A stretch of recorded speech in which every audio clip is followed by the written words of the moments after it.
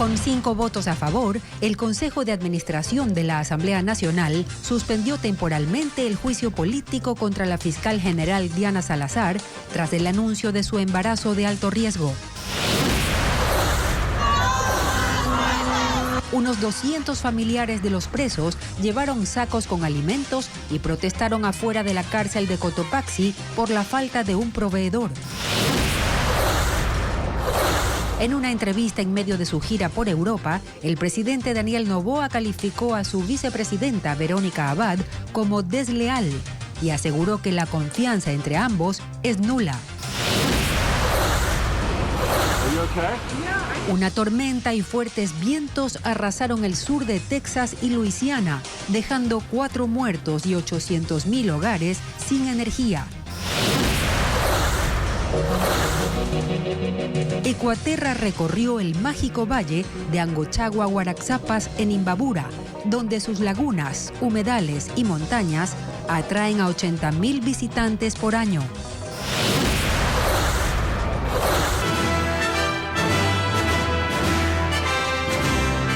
Amigos, buenas tardes. Comenzamos Televistazo este viernes 17 de mayo con la decisión del CAL ante el embarazo de alto riesgo anunciado por la fiscal general. Gaby. Hola Marisabel, amigos, bienvenidos. El Consejo de Administración Legislativa suspendió el trámite del juicio político a Diana Salazar ante su estado.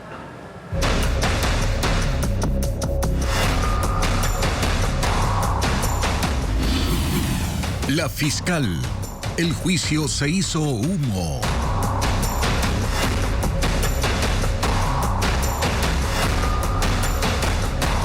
El juicio político a la fiscal Diana Salazar fue suspendido debido al alto riesgo de su embarazo. Las 2 correístas que son parte del CAL se abstuvieron de votar. Patricio Díaz con los detalles.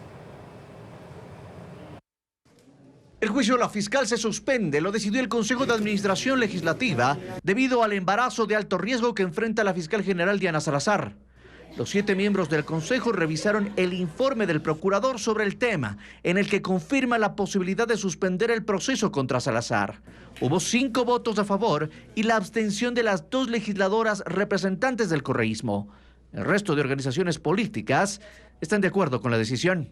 Injusto que la señora fiscal general del Estado acuda a un juicio político en ese estado, sobre todo de peligro, del producto que viene en camino, del nascituro. Como mujer, en primer lugar, siempre es importante garantizar esa plenitud de un momento y de una etapa especial en la vida de las mujeres, y más aún cuando viene con un problema de riesgo. Incluso el Partido Social Cristiano recuerda que si se daba el juicio político, la fiscal no tenía riesgo de destitución porque no había votos y la Revolución Ciudadana estaba sola en esas intenciones. Sabe que un juicio político trae muchas cosas. Seguramente iban a sacar muchas otras cosas, iba a haber presiones, amenazas de muerte seguramente, y en esas condiciones una mujer en el estado en el que está la doctora Salazar no iba a poder enfrentar. En el correísmo mencionaron que sus legisladoras y exlegisladoras enfrentaron procesos judiciales estando embarazadas. Para la asambleísta Gisela Garzón, proponente del juicio contra la fiscal, el sector político de derecha se protege a sí mismo. Es increíble que ante las urgencias que tiene el país, los titulares de las diferentes instituciones del Estado no sean capaces de ponerse de acuerdo para que la gente deje de morirse, pero sí para tomar una decisión que, independientemente de los derechos que tiene garantizadas toda mujer, no está exento de las tareas de fiscalización y control político. Es decir, no debemos mezclar las cosas. La asamblea resaltó que el juicio se retomará cuando se supere la condición de riesgo que atraviesan la fiscal y su hijo. El CAL además revisó la queja de Gisela Molina contra Pamela Aguirre por lo ocurrido en la Comisión de Fiscalización durante la comparecencia de la fiscal Salazar. La legisladora de Gente Buena pedía sanción de 30 días.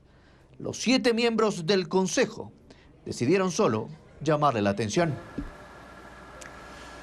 Y la respuesta de la Procuraduría fue clave para que el CAL apruebe la suspensión del trámite del juicio político contra la fiscal. En su informe, el procurador señaló que el embarazo de alto riesgo sí es causal para pausar el proceso hasta que la vulnerabilidad sea superada. Informa Luis Alfredo Zúñiga. Dos preguntas hizo el presidente de la Asamblea, Henry Kronfle, el 8 de mayo a la Procuraduría General del Estado. La primera es si se puede suspender el tratamiento de un juicio político, justificando una condición de riesgo en el embarazo. Y la segunda es si se puede suspender, justificando una enfermedad catastrófica. Es decir, que Kronfle conocía del embarazo de alto riesgo de la fiscal Diana Salazar al menos una semana antes del anuncio público. Y el procurador Carlos Larrea respondió las consultas el jueves 16 de mayo. En un documento de 14 páginas, sustentó sus argumentos con base en la Constitución, la Ley Orgánica de la Función Legislativa, el Código de la Niñez y organismos internacionales.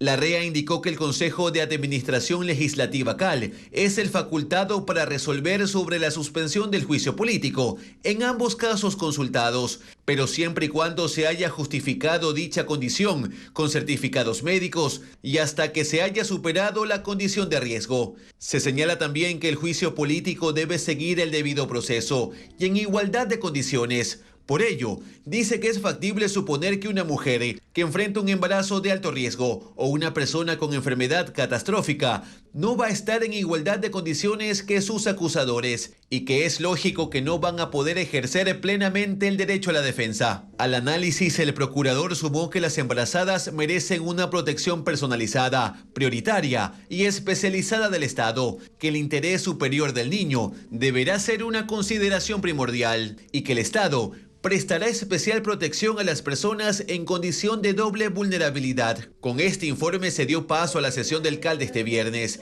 en la que se confirmó la suspensión del trámite del juicio político a la fiscal general.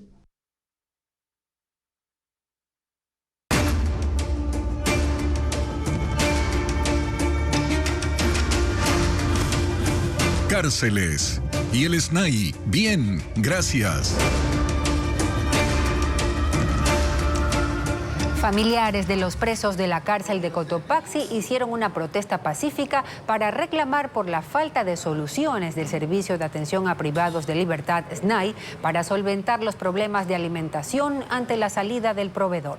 Bessie Granja con el reporte. Con carteles, globos blancos y peluches que según familiares representan a los hijos de los presos, llegaron hasta la cárcel de La Tacunga para exigir al Servicio de Atención a Privados de Libertad, SNAI, soluciones definitivas a los problemas de alimentación que persisten en las cárceles. Y que nos permitan ingresar, aunque sea nosotros, la alimentación, porque no les están dando de comer una vez al día. Y eso por lo que nosotros ingresamos, no porque ellos les dan.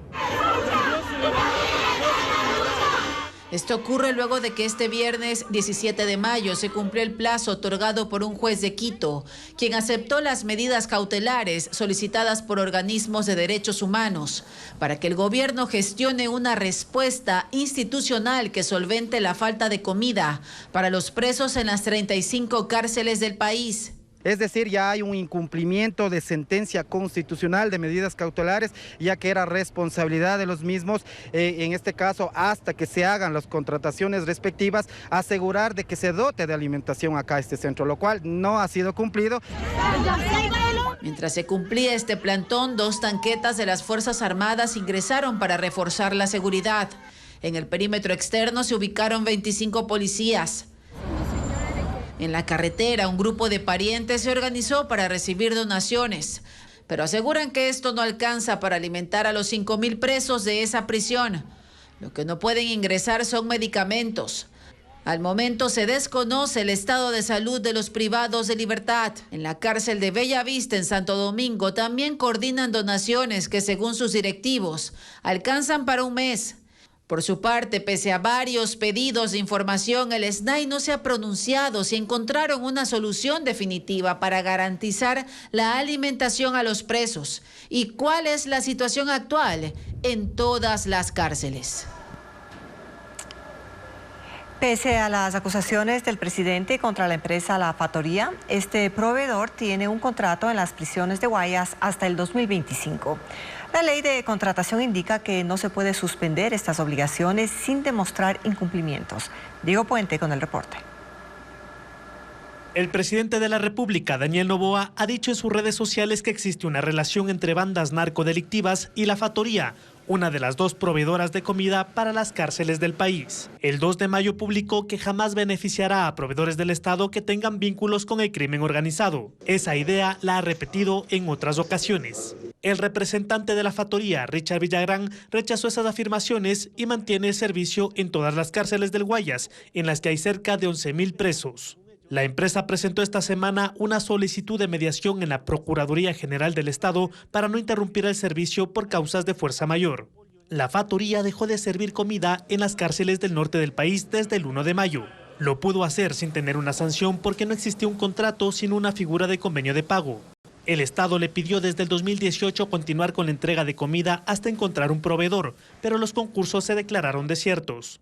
En 20 cárceles del norte del país, 11.400 presos continúan comiendo por donación de familiares y empresas. Hasta el momento, ninguna gobernación ha podido encontrar proveedores locales. El Estado tampoco ha abierto un nuevo concurso para reanudar el servicio. Una tormenta causó estragos en el sur de Texas y parte de Luisiana, en Estados Unidos. Casi 1 millón de hogares y negocios se quedaron sin luz. Una tormenta azotó este jueves la ciudad de Houston, en Texas. La presión de los vientos de más de 160 kilómetros por hora hizo estallar las ventanas de rascacielos y arrancaron techos de viviendas. El temporal derribó decenas de torres de energía eléctrica, por lo que el centro de Houston y su distrito comercial quedaron a oscuras, pero también hubo apagones en zonas rurales. 800.000 hogares y negocios se quedaron sin luz. Las fachadas de algunos edificios colapsaron. Las autoridades reportaron 4 muertos, 3 de ellos por la caída de árboles y otro más falleció cuando una grúa cayó sobre él.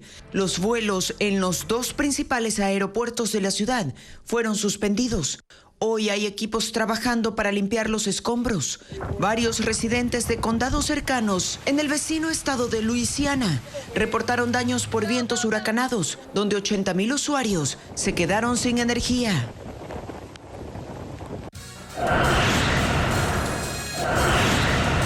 Al volver, conozca las 4 vías del país que estarán cerradas el fin de semana y las rutas alternas.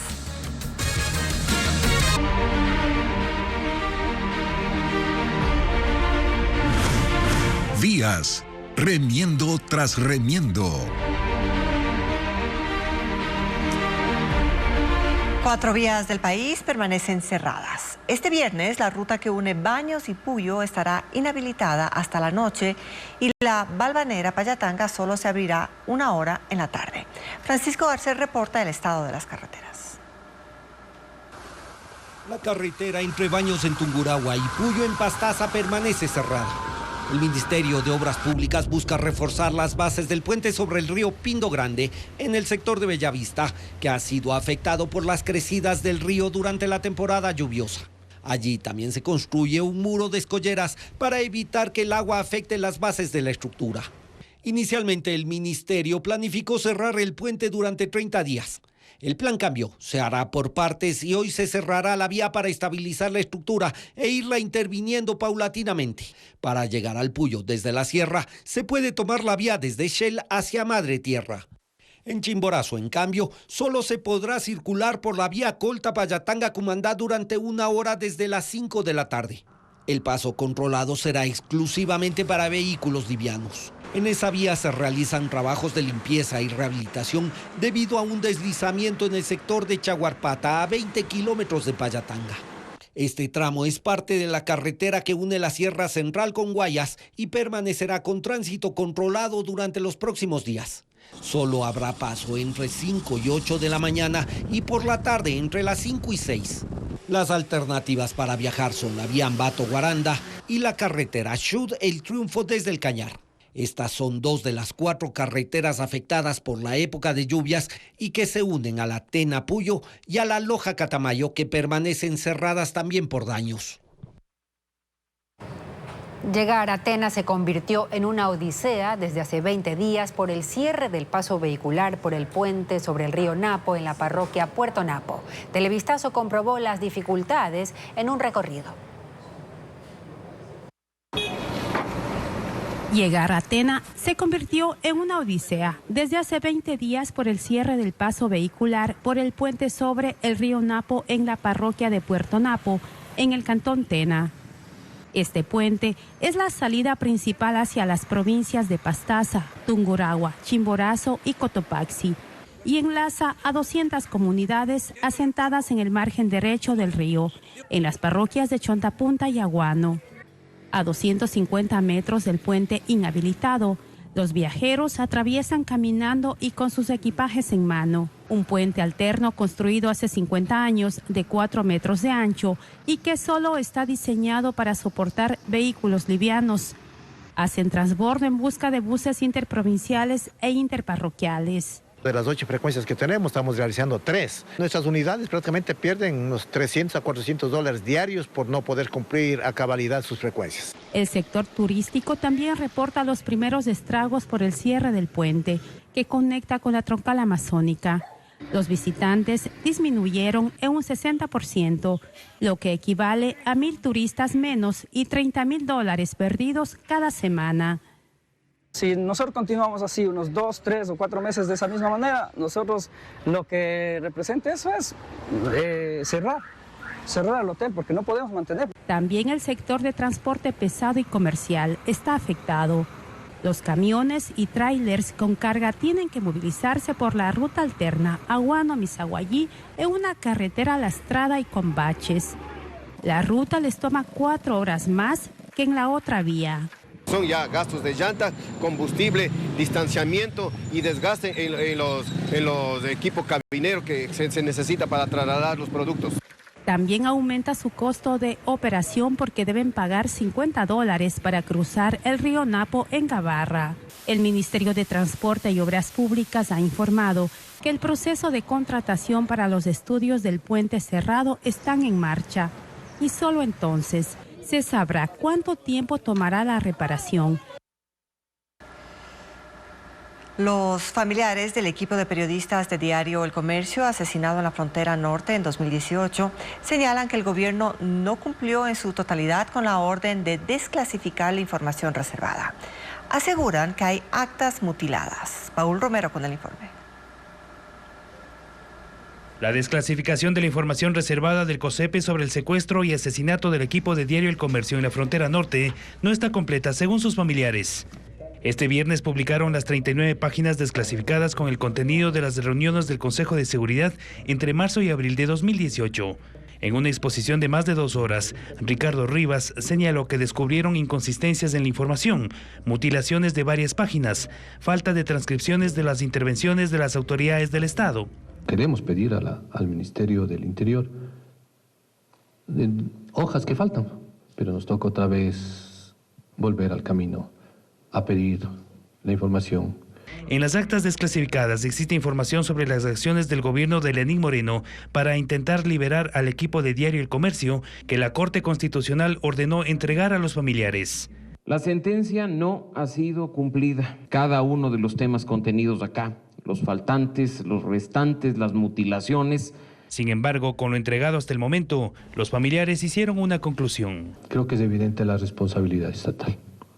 Imagínense con el resto de información que nos falta. Para expresar su preocupación al gobierno, solicitaron una reunión a la ministra del Interior, Mónica Palencia, que no ha sido concretada. El costo de la vida se incrementó. Según el INEC, la inflación creció de marzo a abril más que en los últimos 9 años. La canasta básica sufrió un impacto en su valor y Quito es la ciudad más cara. Vivir en el Ecuador es más caro cada día. Así lo dice el Instituto Nacional de Estadísticas y Censos en su último reporte. La inflación de abril se ubicó en 2.75%. El crecimiento mensual fue de 1.27%, el más alto de los últimos 9 años. Las ciudades donde más encareció el costo de la vida son Santo Domingo, Guayaquil, Esmeraldas, Manta y Cuenca. Los sectores donde se evidencia el mayor peso de ese incremento de precios son alimentos y bebidas no alcohólicas con 5.85%, restaurantes y hoteles con 3.23% y el costo de la salud que creció en un 2.78%. Esto solo en abril. La canasta básica, que agrupa los bienes y servicios que son imprescindibles para satisfacer las necesidades primordiales de un hogar compuesto por 4 personas, se ubicó en $797.69. El salario básico unificado en el Ecuador está en $460. Pero en el país, donde solo 3 de cada 10 personas tienen empleo, las estadísticas nacionales consideran que el ingreso familiar mensual es de $858.67. Cuando se asienta la mirada sobre ciudades, se observa que, teniendo como referencia la canasta básica, Quito es la más cara, porque allí su costo es de $829. La sigue Cuenca con una canasta básica de $828. Manta está en tercer lugar con $823 y luego Guayaquil con $811. El incremento del costo de la vida se lo explica por el incremento del IVA al 15%. Sin embargo, nada asegura que el crecimiento de abril no se vaya a repetir en los siguientes meses.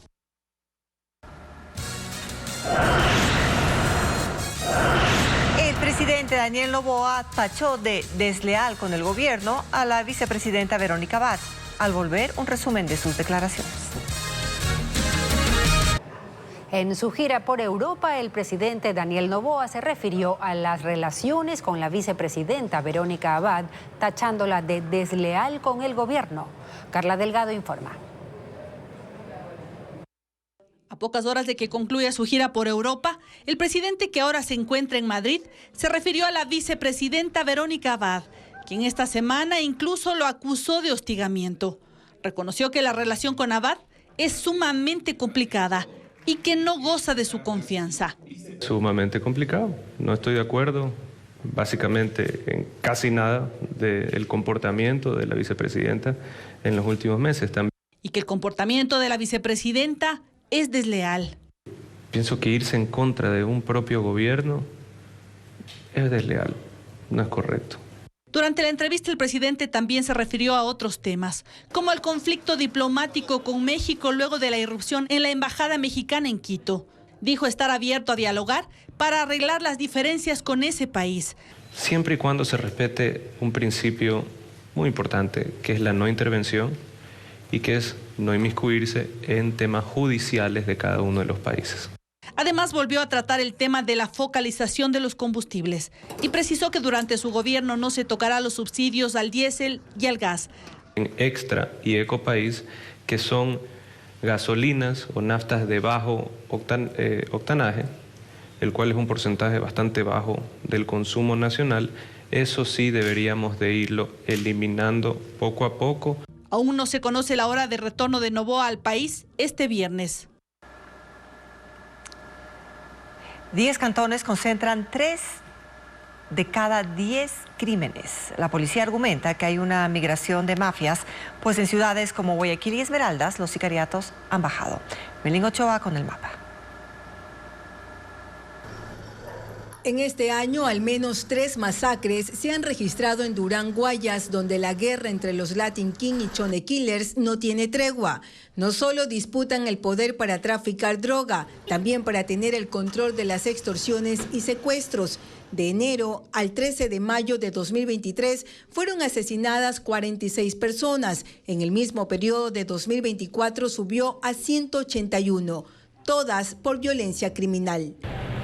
Durán encabeza la lista de los 10 cantones del país con más muertes violentas, donde los asesinatos han incrementado drásticamente y se concentra el 33% de toda la criminalidad.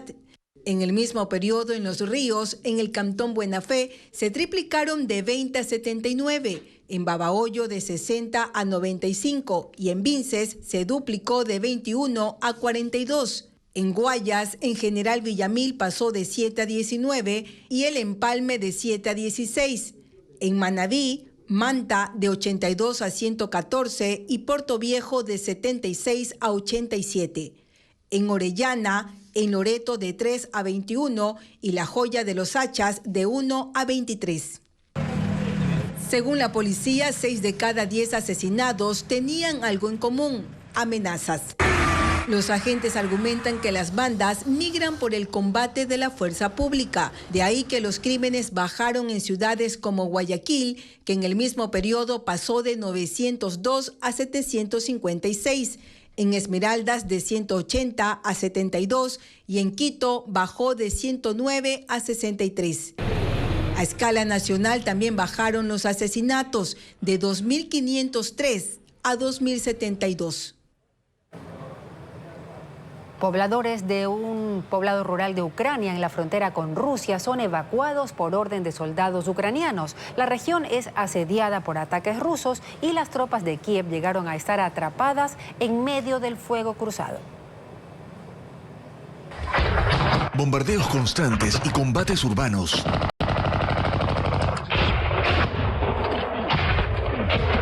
Rusia lanzó este viernes una intensa operación en la ciudad de Vovchansk, en el este de Ucrania.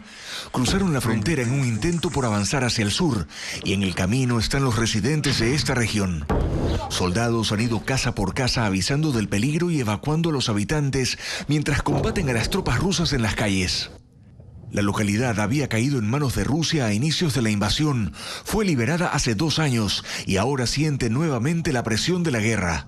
Este hombre y su esposa se habían escondido en un sótano. Ahora no pueden seguir en el sitio ante el peligro. Su madre, que vive al lado, también debe irse. Soldados ucranianos detectan a los rusos al otro lado del río y se escuchan más disparos, así como el peligro al saber que hay un dron artillado sobrevolando la zona. Correr de ahí los hace vulnerables a un ataque desde el aire. Rusia ha intensificado su ofensiva y el ejército de Kiev espera la llegada de más armamento de parte de los aliados para sostener la defensa. Los efectos de la guerra se sienten también nuevamente en la capital, que ha quedado a oscuras ante los racionamientos obligados por los ataques y la destrucción de una buena parte de la infraestructura energética del país. En Perú, la policía capturó a los gemelos Carlos y José Martínez Flores, integrantes de una red de pornografía infantil. Se los acusa de abusar sexualmente a una menor de 12 años con el consentimiento de su padrastro y de vender el video en 2023 en la web oscura. La transacción quedó registrada por un sistema de alerta internacional que contactó a la policía del Perú, que ubicó a los responsables del delito. En Kentucky, Estados Unidos, la conductora de un tráiler quedó colgando de un puente luego de un choque. Equipos de rescate emprendieron un operativo para ponerla a salvo ante el riesgo de que el vehículo cayera a un río. Ileana Suárez con las imágenes. El hecho ocurrió en la ciudad de Louisville, en Kentucky.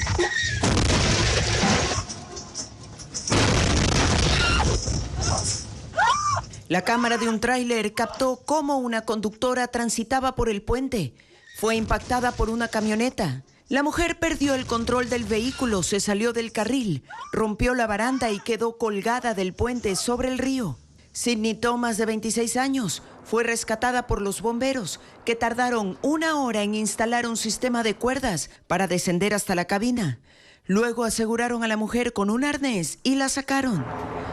El chofer de la camioneta que golpeó el tráiler es un hombre de 33 años que enfrenta cargos por poner en peligro de manera imprudente y por operar un vehículo con licencia suspendida.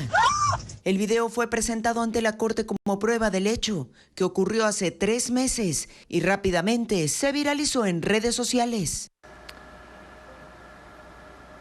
Científicos de la Universidad de Australia Occidental captaron la imagen de un calamar bioluminiscente dotado de faros en sus tentáculos.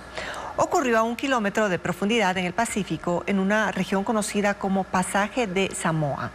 El equipo desplegó una cámara para documentar la biodiversidad submarina y se encontró con esta especie muy difícil de captar en su hábitat natural.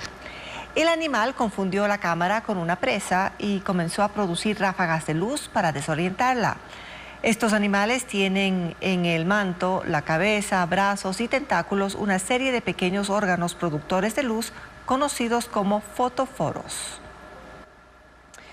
Una de las 4 hidroeléctricas del Austro está cubriendo parte de la demanda nacional de energía, mientras la central Mazar, afectada por la falta de lluvia, intenta recuperar el nivel máximo de agua de su embalse. una medida para prepararse para el próximo estiaje. Diego Cuenca viajó a esa planta de energía y explica más.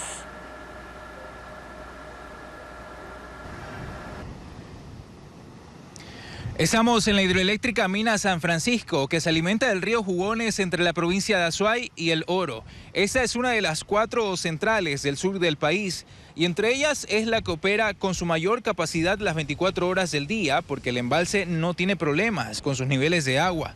Y por eso durante esa emergencia energética se convirtió en la planta que cubre la demanda de electricidad nacional cuando el SENACE necesita apagar la central Paute-Mazar, con el objetivo de ahorrar agua en su embalse porque aún no se ha superado la crisis. Tiene una potencia total instalada de 270 megavatios que se cumple a través de 3 unidades de generación. Las condiciones hidrológicas puntuales de esta central hacen que entre los meses de febrero a agosto es donde mayor producción energética justamente tiene. Mientras esta central puede suplir la demanda nacional, en las otras centrales lo que hacemos es, por ejemplo en Mazar, almacenar agua para generar en horas pico.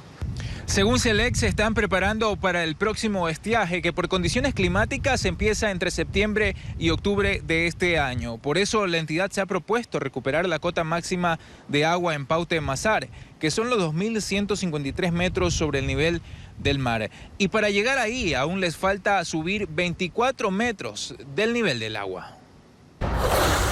La inauguración de parques temáticos, conciertos musicales, presentaciones de magia y teatro son parte de las actividades más destacadas en la agenda para este fin de semana. Vanessa Robles resume las actividades en Guayaquil, Quito y Cuenca y también en San Borondón.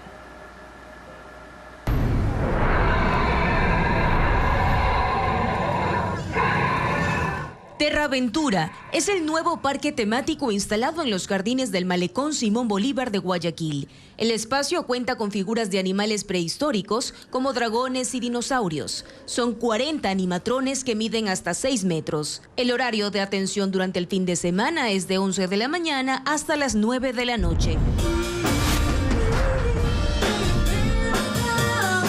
Los mejores éxitos de rock y pop de los años 70 serán recordados en un tributo a las icónicas bandas Fleetwood Mac y ABBA, a cargo del grupo musical Batuca. La función será este viernes desde las 8:30 de la noche en el Teatro Centro de Arte en Guayaquil.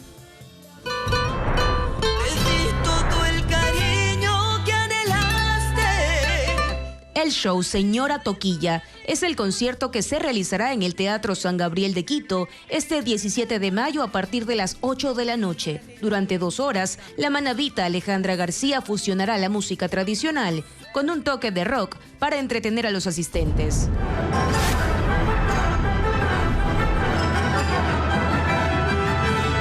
Star Wars, concierto inmersivo, es el show musical de la Casa de la Música para este sábado 18 de mayo a las 8 de la noche. La Orquesta Sinfónica Nacional del Ecuador y el maestro Luis Alberto Castro interpretarán extractos de las bandas sonoras compuestas por John Williams para las películas La Amenaza Fantasma, Una Nueva Esperanza, El Imperio Contraataca, El Retorno del Jedi, entre otros. Margie, mira.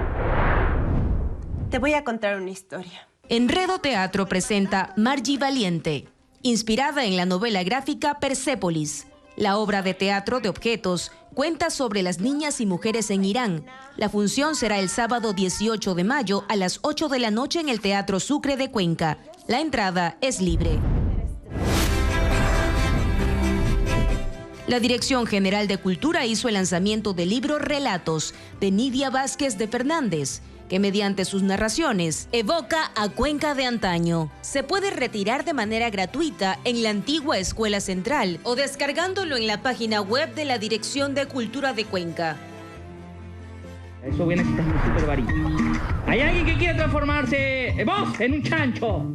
Juegos de magia. Es la función familiar que se realizará en la Sala Saruma del Teatro Sánchez Aguilar en San Borondón. 4 personajes en escena estarán a cargo de sorprendentes trucos para cautivar al público. La función será el domingo 19 de mayo a las 11 de la mañana y a las 4 de la tarde. El show de Amorfinos y Bailes Criollos es la presentación al aire libre que se desarrollará este domingo 19 de mayo en el Parque Histórico de San Borondón. La función será a las 10 de la mañana y a la 1 de la tarde.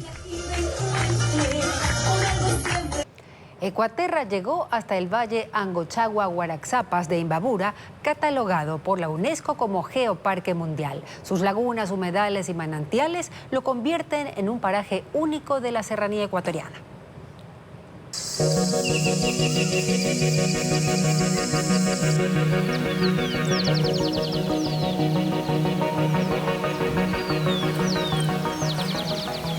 Una amplia gama de tonos verdes se extiende a lo largo del valle Angochagua-Guaraxapas, en el cantón Ibarra.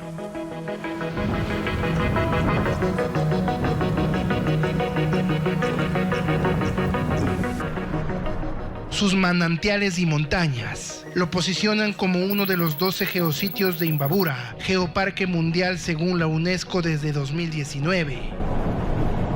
El complejo volcánico Imbabura Cubilche y la cordillera Angochagua rodean el valle creando una fuente múltiple de ecosistemas de 12.392 hectáreas. En los extremos del valle está su huésped principal, el volcán inactivo Cubilche, que se alza hasta 3.856 metros. Ecuaterra emprendió su ascenso por un sendero de casi 4 kilómetros.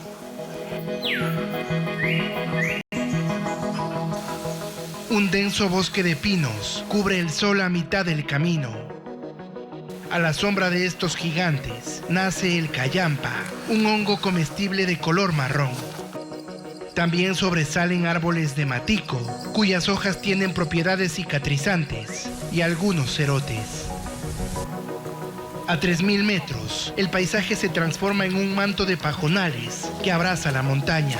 Cada arbusto, cada rama, guía las gotas de lluvia hacia vertientes subterráneas. En la cumbre se despliega un paisaje deslumbrante. Su cráter acoge 3 lagunas cristalinas estacionarias y una, la más grande de 70 metros de ancho y 10 de profundidad, tiene agua todo el año. Los cuscungos o lechuzas de páramo se refugian en los riscos, mientras gallaretas llegan de las zonas más bajas buscando alimento. También hay quilicos, quindes y cóndores. 17 especies de aves habitan en estos inhóspitos límites del valle. El pueblo quichua Caranqui se ha encargado de cuidarlo y conservarlo. Si yo sobrecargo a estas rutas con muchos turistas, pues el impacto va a ser negativo para la vegetación, para la flora, para la fauna. Sin embargo, nosotros trabajamos en esto, en crear la conciencia en el turista de que cuidemos de estos que son para nosotros nuestra vivienda. Montaña abajo, a 10 kilómetros de la cumbre del Cubilche, en el límite entre Imbabura y Pichincha, se evidencia la riqueza hídrica del valle. Las lagunas de Cocha, Yanacocha y Tincucocha, que se forman en invierno. Sus aguas son cristalinas entre enero y mayo.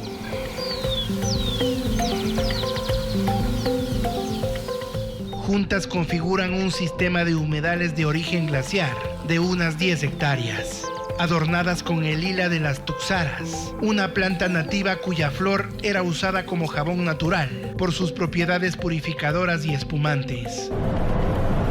La cordillera noroccidental de Angochagua, con 4.325 metros de altura, completa el circuito volcánico que protege al valle. Sus faldas con temperaturas de 12 a 15 grados son el hogar de venados de cola blanca, pumas con color y 32 osos de anteojos que están en peligro de extinción. Esta explanada que se pierde en el horizonte conserva vestigios de 148 tolas, montículos funerarios de la época precolombina. Esta área hacía parte del señorío étnico de los caranquis. Comprender de dónde viene la tierra es importante, entender que nuestras cordilleras son más antiguas que inclusive la propia conformación de la República. Pero allá va el reto, entender, potenciar, aprovechar estos senderos, aprovechar espacio, pero siempre de manera responsable. Las lagunas del valle se entrelazan con decenas de manantiales subterráneos, dotando de 158 litros de agua por segundo a Ibarra. Cada año 80.000 personas visitan este geositio, que se puede recorrer en 2 días, junto a guías nativos. La esencia de Angochagua reside en sus cimientos, antiguos flujos de ceniza que con el paso del tiempo se petrificaron en formaciones rocosas hace más de 2.5 millones de años. Estas estructuras modelan el valle y revelan su riqueza natural.